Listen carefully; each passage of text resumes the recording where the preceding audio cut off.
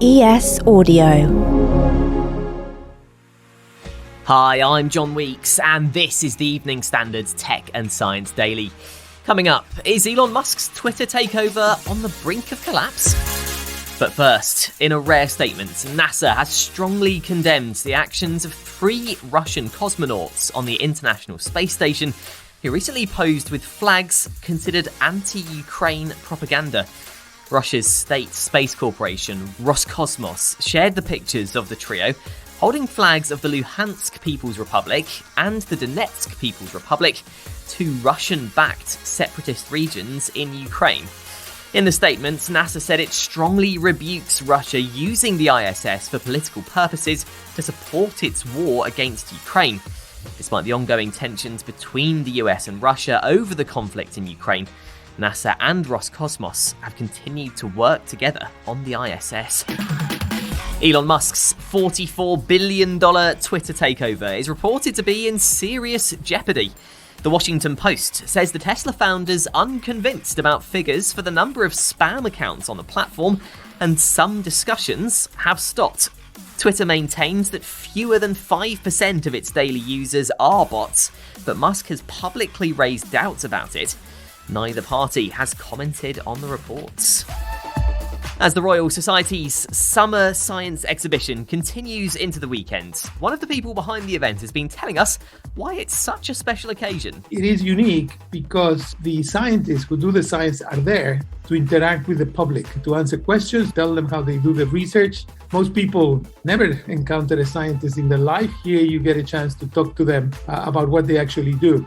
Professor Carlos Frank, chair of the Royal Society Public Engagement Committee, has been telling us why it's such an exciting time for tech and science today.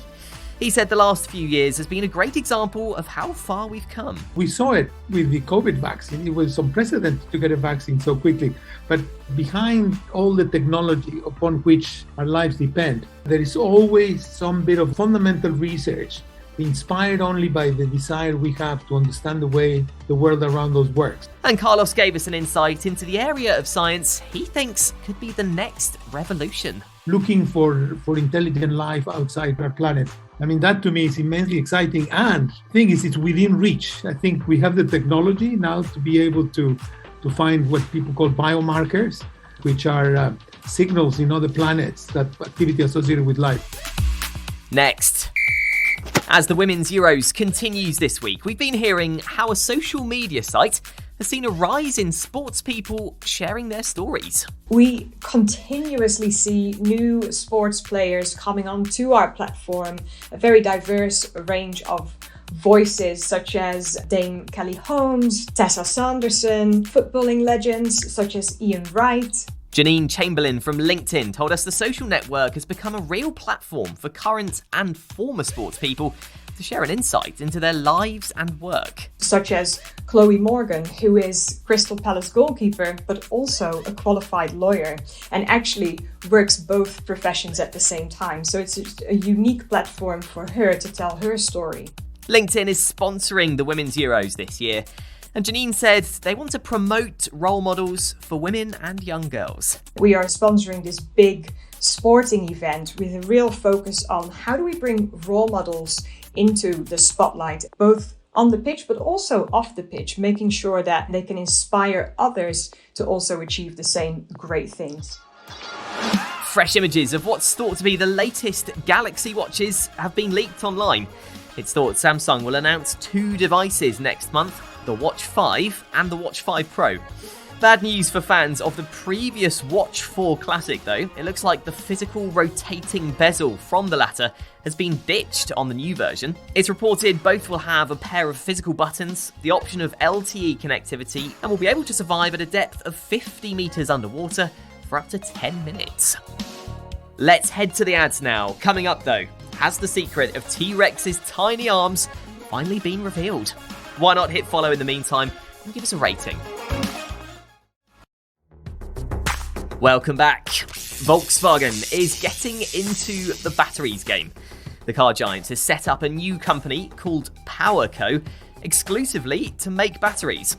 Work's now started on its first factory where it'll build power cells in Germany, plus it's planning to produce the battery cells with green electricity.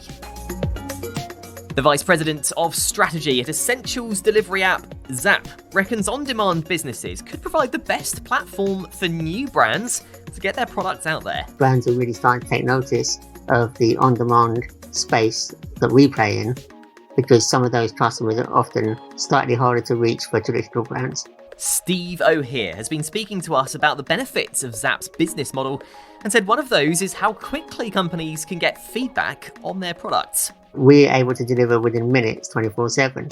So our feedback loop means that when they launch new products through us, they can get customer feedback super quick. It's as the brand has just teamed up with influencer The Gestad Guy Palais Constance to create a new wine. And finally, we may finally have the answer to the big question, why did the TRex have such tiny arms? And it's come from the discovery of a new similar looking dino whose fossil was dug up in Argentina. A team of scientists there uncovered the Meraxes gigas, which was about 36 foot long, had a 4 foot long skull, but just 2 foot long arms. But crucially, they discovered its skeleton had large muscle insertions and fully developed pectoral girdles. In layman's terms, the arms had strong muscles. They reckon the arms may have been used for holding onto a female during mating or helping them stand back up after a fall. You're up to date. Come back at 4 p.m. for the Leader podcast, where we bring you the latest news and analysis from the Evening Standard in London. We'll be back on Monday at 1 p.m. Catch you then.